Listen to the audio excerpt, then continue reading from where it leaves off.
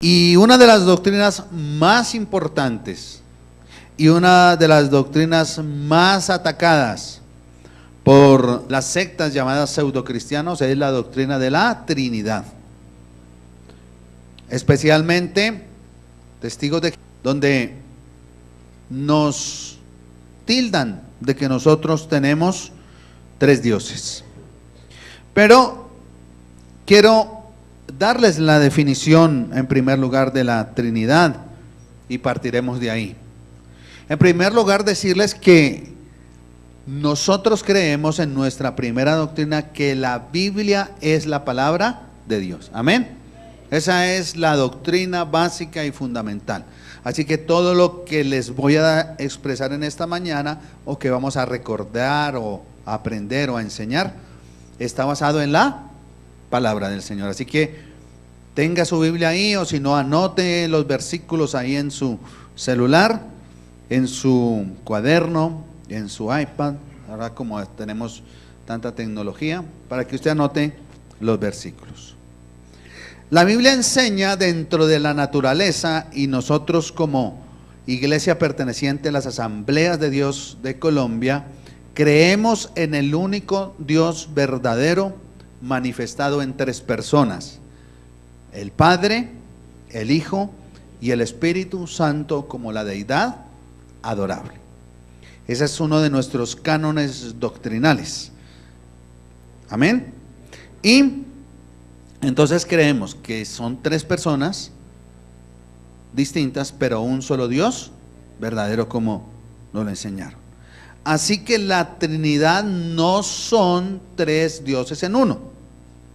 Quiero repetir esto: la Trinidad no son tres dioses en uno, porque de eso es que nos tildan la gente que quiere desvirtuar la Trinidad, de que nosotros tenemos tres dioses. No, nosotros tenemos un solo Dios manifestado en tres personas distintas, y que esos tres dioses pueden estar, o tenemos la manifestación a lo largo del Antiguo Testamento y también del Nuevo Testamento. Una manera sencilla de explicarlo es: hace 8 días Jonathan nos explicó, él dio un ejemplo con su propia vida, que él era padre, pero era padre, era hijo, pero era esposo. Pero otra manera sencilla de explicarlo es a través del agua.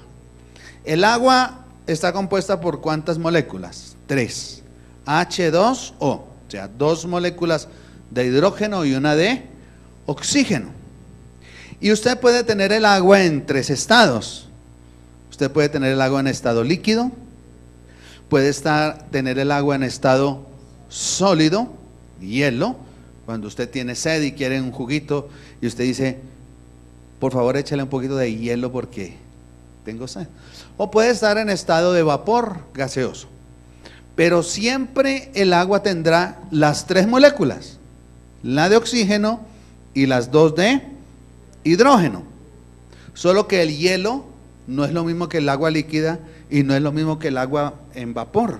Son diferentes estados, pero siempre tendrá sus 3 componentes. Entonces, la Trinidad, como para poderlo ejemplificar y para poderles ayudar didácticamente a que uno lo entienda, es como el agua.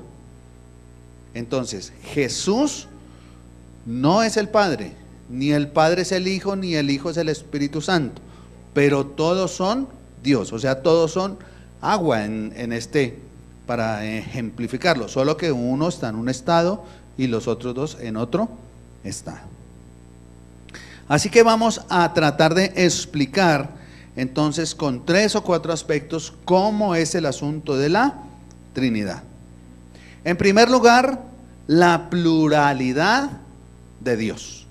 La pluralidad de Dios, y puede anotarlo ahí en su agenda así: la pluralidad de Dios. Génesis capítulo 1, versículo número 26. Entonces dijo Dios, ¿qué dijo? Hagamos. Y cuando usted le dice hagamos, Está hablando de cuántas personas. Más de una, ¿cierto? Está hablando en plural. No dijo yo hice, sino dijo hagamos al hombre a nuestra, no a mi imagen, sino a nuestra imagen, conforme a nuestra semejanza. O sea que ahí estamos viendo que hay una pluralidad porque hay más de una persona involucrada en el asunto. En el versículo 27 dice, y creó Dios al hombre. Y cuando la Biblia habla de Dios, en ese que nosotros traducimos del hebreo como Dios, en el hebreo es Elohim. Está más de 200 veces en el Antiguo Testamento la palabra Elohim. Elohim se pronuncia realmente, ¿sí? Y Elohim es una palabra en hebreo que está en plural. Por eso les puse allí en rojito, está en plural. Entonces él está diciendo, y creó Elohim, plural, al hombre a su, no dice a sus imágenes, sino a su imagen. Entonces está dando el sentido de pluralidad, pero de unidad también al decir a su imagen, a imagen de Elohim los creó, varón y hembra los creó. Así que desde el Antiguo Testamento nosotros podemos encontrar que Dios es plural, que Dios es uno, pero tiene un sentido de pluralidad. Vamos a ver otro pasaje en Daniel capítulo 7, versículo número 13. Dice entonces la Biblia, Daniel estaba teniendo una visión y dice, miraba yo en la visión de la noche, y he aquí con las nubes del cielo venía uno como, ¿qué dice? Hijo de hombre, que vino hasta el anciano de días. ¿Ahí cuántas personas ya hay? Dos, ¿cierto? Uno que Daniel llama el hijo del hombre y otro que Daniel llama el anciano de días. Y le hicieron acercarse delante de él, y le fue dado dominio, gloria y reino para que todos los pueblos, naciones y lenguas le adoren. Entonces, ¿qué dice la Biblia? Que el único susceptible de adoración, ¿quién es? Dios. Y aquí ya hay dos personas, el anciano de días, que representa al Padre, y el Hijo del Hombre, que representa a Jesucristo, antes de que se hubiera manifestado a la tierra como el Hijo de Dios. O sea que hay dos personas acá, pero a ambas se les rinde adoración, lo que quiere decir que tanto Jesús como el Padre son Dios, porque al único que se puede adorar es a Dios. Entonces, debe haber pluralidad en la divinidad. Tiene que haberla porque solamente el verdadero Dios de la Biblia es quien recibe adoración. En la Biblia hay un versículo que es el que generalmente los testigos de Jehová nos confrontan con ese versículo, ¿sí? Está en Deuteronomio capítulo 6, versículo 4. Y el segundo principio de la Trinidad es que es una unidad compuesta. Entonces ellos dicen, mire, en la Biblia dice, oye Israel, Jehová nuestro Dios, Jehová uno es. ¿Sí ve que es solo uno? Pero entonces voy a mirar, vamos a mirar en profundidad realmente qué es lo que está diciendo este versículo. Entonces el versículo dice, oye Israel, Jehová nuestro Elohim. Otra vez, nuestro Elohim es la palabra otra vez en plural. Jehová uno es, y esa palabra uno es en el hebreo Eshot. Dígale al que está al lado, Eshot. Eshot. Esa palabra Eshot es la misma que usted usa o que usa el escritor en el hebreo cuando habla en Génesis capítulo 2, versículo 24. Abra su Biblia por favor en Génesis capítulo 2, versículo 24.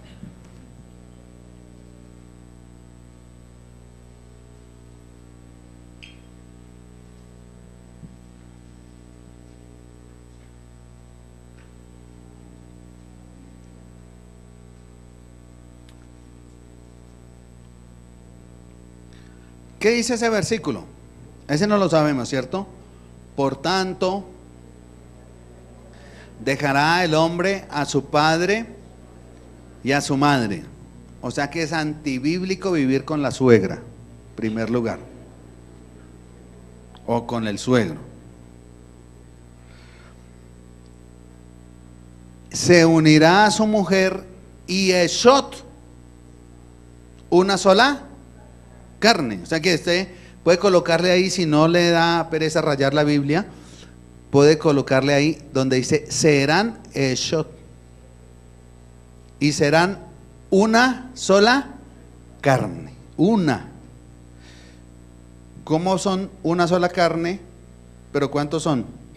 Dos.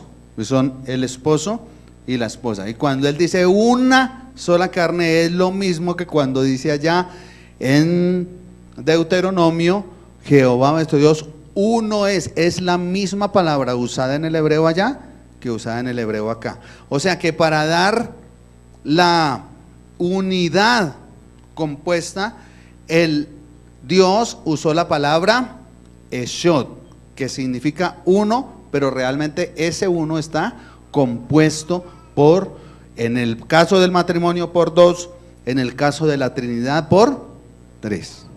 Amén. ¿Me estoy haciendo explicar?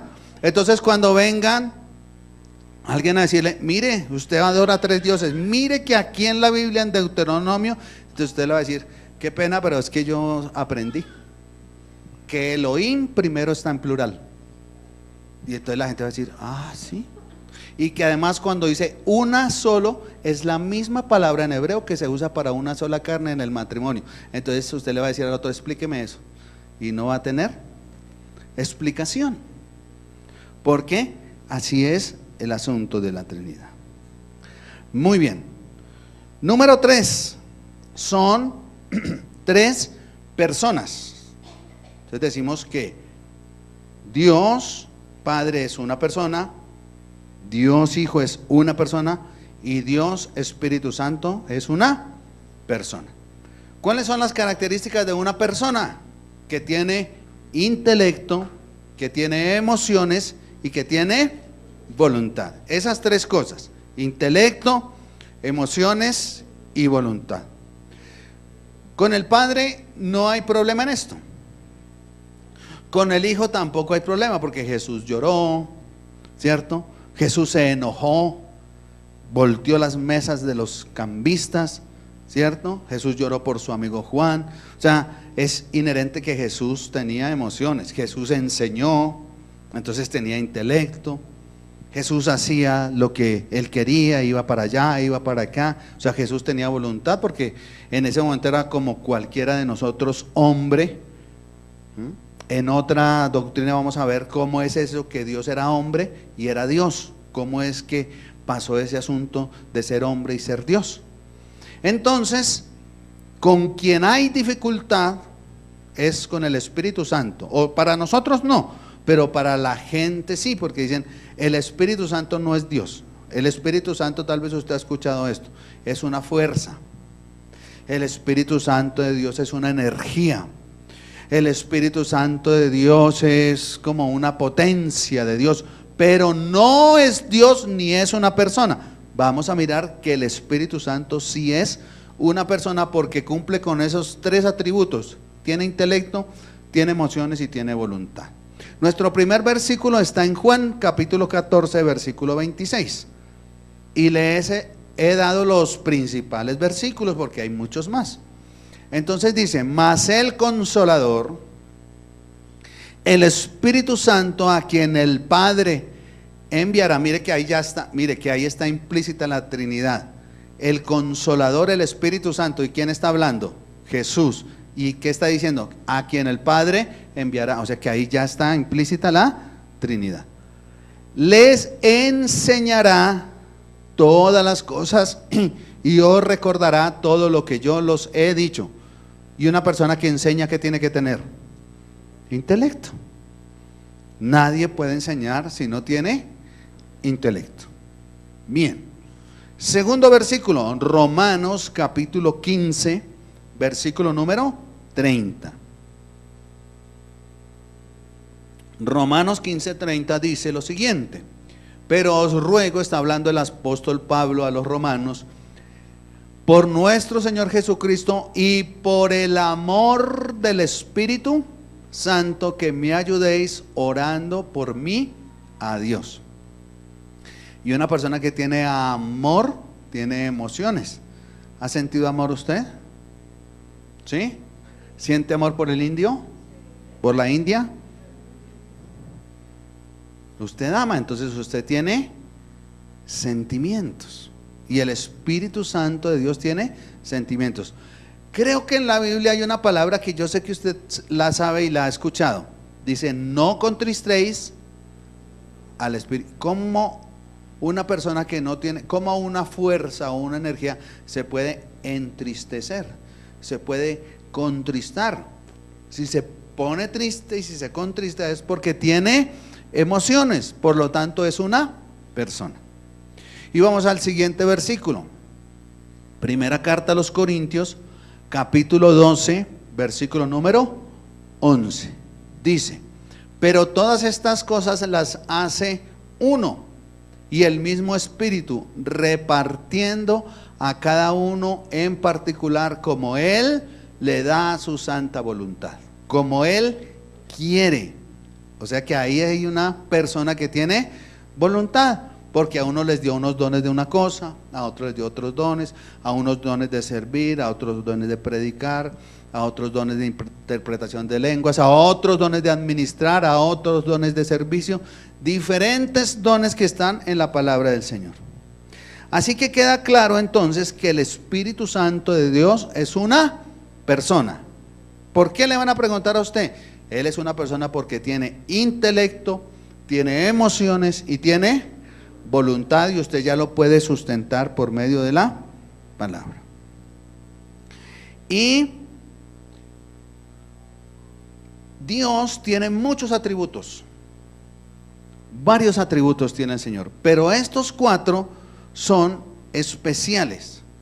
Y estos 4 atributos son los únicos que solo Dios posee. Es decir, los vamos a nombrar, y si alguien aquí tiene esos 4 atributos, yo puedo decir, usted es Dios. ¿Listo? Listo. Entonces, el primero es que es eterno. Y entonces el profeta dijo, nadie es eterno.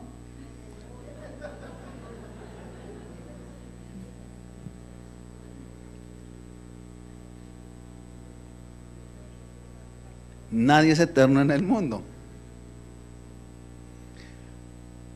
Colosenses capítulo 1 versículo 16, porque en Él, ¿en quién?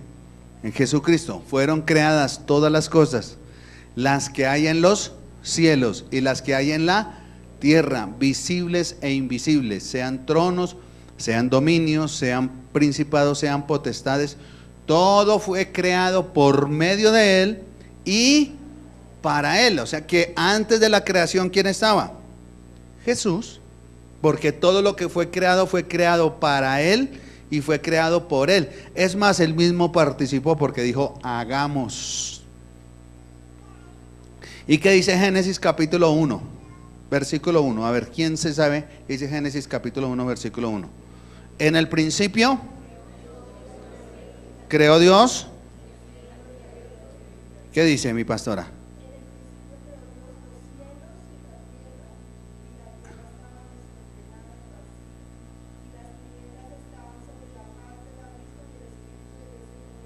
Y el Espíritu de Dios se movía sobre la faz de la tierra. O sea que el Espíritu ya estaba antes de la creación. O sea que Dios es eterno. La Biblia dice, Él es el principio y el fin, el alfa y la omega. Él es eterno. La mujer samaritana le dijo, dame de esa agua de beber, porque yo quiero esa agua que salta para vida eterna. O sea que Dios es eterno, Jesús es eterno, el Padre es eterno y el Espíritu Santo son eternos. Como aquí ninguno de los que estamos aquí somos eternos, entonces no podemos ser Dios, lo lamento. El siguiente atributo es, bueno, hoy les voy a dar otros versículos para eternidad, Lo que era desde el principio, lo que hemos oído, lo que hemos visto con nuestros ojos, lo que hemos contemplado y palparon nuestras manos tocante al verbo de vida. Porque Juan, ¿qué dice? En el principio era el verbo, ¿y cómo? ¿Y qué más? Y el verbo era con Dios, ¿y el verbo era quién? Dios.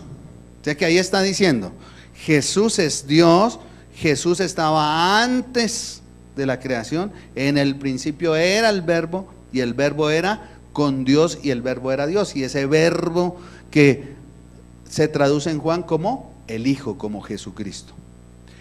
Porque la vida fue manifestada y la hemos visto y testificamos y anunciamos la vida eterna, la cual estaba con el Padre.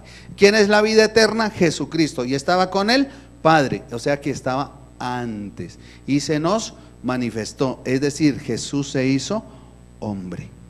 El verbo se hizo carne y Jesús estaba antes, o sea que podemos decir que Jesús es eterno. ¿Por qué les insisto en esto? Porque alguien va a venir a decirles, no, Jesús es una creación, porque es hijo y Dios lo creó. No, porque la Biblia no dice que es una creación de Dios, sino que Él era Dios y que estaba con Dios antes de la creación. Amén. Entonces el otro atributo es la omnipresencia. Creo que usted solo puede estar aquí, ¿cierto? Bueno, yo sé que algunos están aquí, pero su mente está en otro lado, pero pues, poquitos, algunos, por eso dije algunos. Su mente está diciendo, dejé el arroz prendido. Ay, no se preocupe. Venga para acá, deje aquí. La mente, uno puede estar en otro lado, pero nadie puede estar en dos lugares al mismo tiempo. Y Mateo 18:20 enseña un versículo que todos no sabemos, ¿cierto? Y que todos hemos recitado de alguna manera. Dijo Jesús, donde hay dos o tres reunidos en mi nombre, ¿qué cosa? Yo estoy allí en medio de ellos. ¿Ustedes creen que Jesús está aquí? Amén. El Señor está aquí. Porque la palabra dice que donde estén dos o tres, y aquí hay más de tres. Y estamos reunidos en su nombre. Y aquí está Jesús en medio de nosotros. Y nosotros a veces, por lo que también dice la Escritura, que Jesús ascendió al cielo y que está sentado en el trono a la diestra de Dios Padre, intercediendo por nosotros, pensamos que Jesús está por allá lejos. No, Jesús es omnipresente, está en todo lugar y es un Dios inmanente, o sea, un Dios que está con su pueblo. Lo que pasa es que nosotros tenemos una cosa que se llama libre albedrío. Y entonces nosotros tenemos ese don que Dios nos dio de creer o no creer y de hacer nuestra voluntad o la voluntad de Dios. Omnipresencia, está en todas partes. El otro atributo es el siguiente, la omnipotencia. ¿Cómo decimos nosotros de Dios? Él es el todopoderoso, el todopoderoso, Jehová de los ejércitos, decían en el Antiguo Testamento, el que tiene todo poder. Y Juan 14:14 dice, si algo piden en mi nombre, ¿qué cosa? Y una persona que puede hacer cualquier cosa, ¿es todopoderoso? Es todopoderoso. ¿Ustedes vieron la película El Todopoderoso? Con Jim, ¿sí? Pues graciosa, pero es verdad, uno se imagina cómo será Dios contestando las oraciones de todo el mundo orando. ¿Te imaginas en este momento cuántas personas están reunidas alrededor del mundo o ya se reunieron o están por reunirse y todos orando y pidiendo? Esta mañana pedimos por el papá de Fabio, de Fabio Ayala, nuestro arquitecto que está hospitalizado en la unidad de cuidados intensivos, y creemos que él es nuestro sanador y oramos y enviamos palabra de sanidad sobre él. Y allá estaba el Señor y el Señor está aquí y también está en el cielo y también nos está escuchando. y va a colocar las manos sobre el papá de Fabio. Amén. Eso creemos. Y esta mañana escuchamos un testimonio poderoso de sanidad, de cómo Dios en 24 horas recuperó a un hombre que le pusieron una vejiga nueva y le hicieron un bypass de 3 arterias coronarias, y en 24 horas le está diciendo: no hombre, mándame un Boca Chico porque yo tengo hambre, porque es costeño. Y tiene 68 años, fue que dijo el hermano David, un hermano del hermano David donado. Y eso creemos de Dios, que Él es el Todopoderoso, que Él tiene todo poder. ¿Cree usted que Él es nuestro sanador? Yo creo que ya les he contado este testimonio de mi amigo el doctor Ardila, que su esposa comenzó a ir a la iglesia y él es un médico anestesiólogo. Y entonces yo le dije: bueno, ¿y usted cómo fue que usted se convenció? Dijo: hermano, porque yo estaba en la clínica y lo vi el poder de Dios. Le dije: ¿cómo así, hermano? Explíqueme. Dijo: en la clínica donde yo trabajo, que es donde soy anestesiólogo, hay un señor que se llama Pedrito y es el embolador. Y él entra por toda la clínica. Pedrito entra y embola a los médicos. Y bueno, es muy conocido, lleva años en la clínica. Y Pedrito era soltero y ya tenía su edad y se conoció con una señora del aseo. Y Pedrito y María entonces se enamoraron y se casaron. Y un día estaba yo de turno, me dice, cuando de abajo me dicen de urgencias: doctora, sala de cirugía, que llegó Pedrito con una puñalada en el corazón. Y como todos lo conocían, pues si todos lo querían, entonces lo pasaron inmediatamente, lo llevaron a cirugía y allí le abrieron el pecho para suturarlo, pero Pedrito se murió. O sea, el electro hizo pip. Y entonces salieron y le dijeron a la esposa María: hicimos todo lo que pudimos. El residente le hacía masaje en el propio corazón, nada. Y ella dijo, yo he escuchado la palabra clamar, pero no había sabido cómo se clama.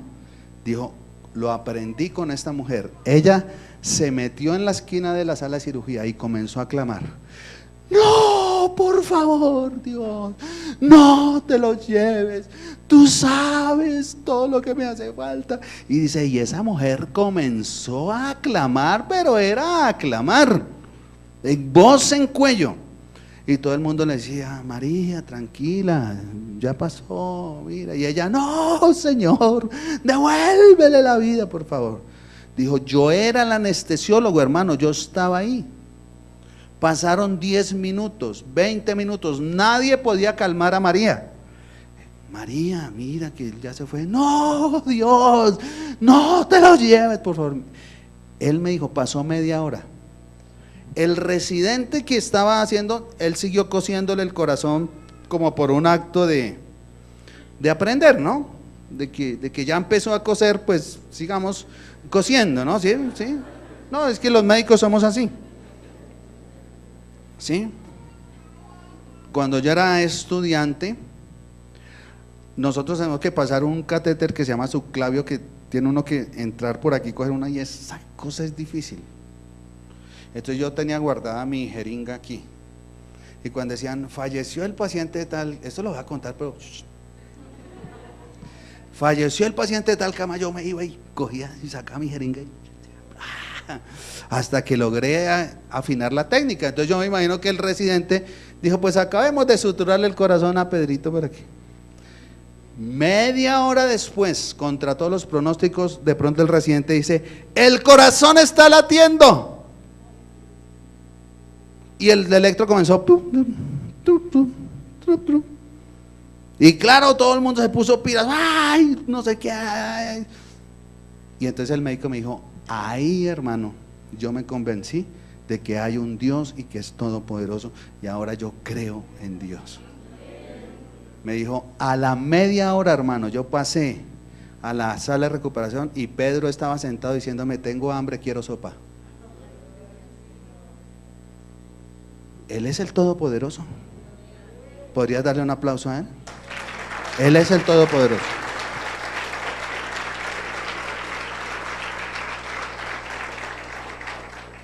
Y que cualquier cosa que pidamos en su nombre, Él lo hará.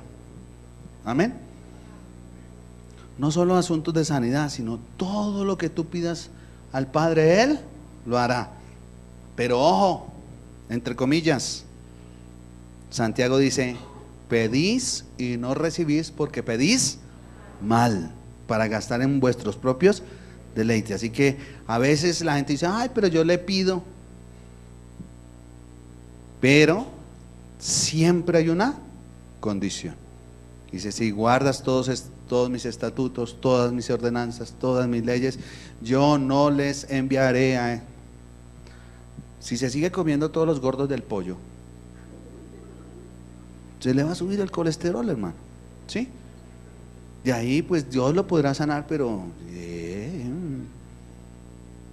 si sigue fumando, si sigue echándole pues está dañando su propio cuerpo. Ni modo, ¿no? Bien. Todopoderoso. El otro atributo: todo lo sabe. El Señor Jesús todo lo sabe. ¿Tú has escuchado este versículo que dice que Él sabe cuántos cabellos tienes en tu cabeza? Eso es tremendo, porque esta mañana a usted se le cayeron algunos, ¿cierto? Y si usted es hombre y se levantó y vio en la almohada 4 pelos, usted empieza: ay, no voy a quedar calvo, no. Usted ni se peina, ¿no? ¿Sabe cuántos cabellos tenemos nosotros en nuestra cabeza? Y la Biblia dice: le dijeron sus discípulos: he aquí, ahora hablas claramente y ninguna alegoría dices. En Juan 16:29. Ahora entendemos que sabes, ¿qué cosa? Todas las cosas, y no necesitas que nadie te pregunte. Por esto creemos que has salido o sea, los discípulos dijeron: no, Señor, ¿usted se la sabe? ¿Usted conoce a alguien que cree que se la sabe todas? Que a veces es como harto, ¿no? Que dice: usted se la sabe todas. Le dice: mire, compré estos zapatos. Ah, yo sé dónde los venden más baratos. Se la sabe todo. Pero el que se la sabe todas, el que es un sabiondo, se llama nuestro Señor Jesucristo. Se llama el Dios Padre y se llama el Dios Espíritu Santo. Entonces, como aquí no hay ninguno que se las sepa todas, ninguno que pueda estar en todas partes, ninguno que sea el Todopoderoso, ni ninguno eterno, a ninguno de ustedes le puede decir Dios, porque solamente Dios es quien cumple esos 4 atributos del Señor. Amén. Entonces, mis amados, cuando a usted le toca en la puerta un par de señoras con una revistica que se llama atalaya y le digan: es que aquí en Deuteronomio dice que Jehová uno es, ¿usted qué le va a responder? ¿Qué le va a responder? A ver, yo quiero que alguien me diga qué le va a usted a responder.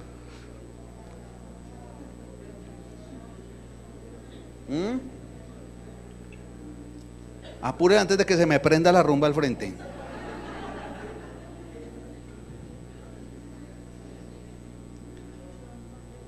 ¿Qué le va a decir? Eso, muy bien. Usted le va a decir: ¿sabe qué? Es que ese uno es Eshod, y es la misma palabra en hebreo que usó cuando el Señor dijo: dejará el hombre a su padre, a su madre, se unirán los dos y serán una sola carne. Son dos, pero son una sola carne. Es la misma palabra que usa para esto. Y Elohim es una palabra en plural, que quiere decir que hay más de uno. Y entonces la señora le va a decir: ¿dónde es su iglesia? Yo quiero congregarme allá, porque ya aprendí la verdad. Amén. Entonces, como creemos en Dios Padre, Hijo y Espíritu Santo, vamos a adorar a ese Padre, Hijo y Espíritu Santo. Entonces quiero pedirle el favor que se ponga sobre sus pies y comencemos a adorar a aquel que hizo los cielos,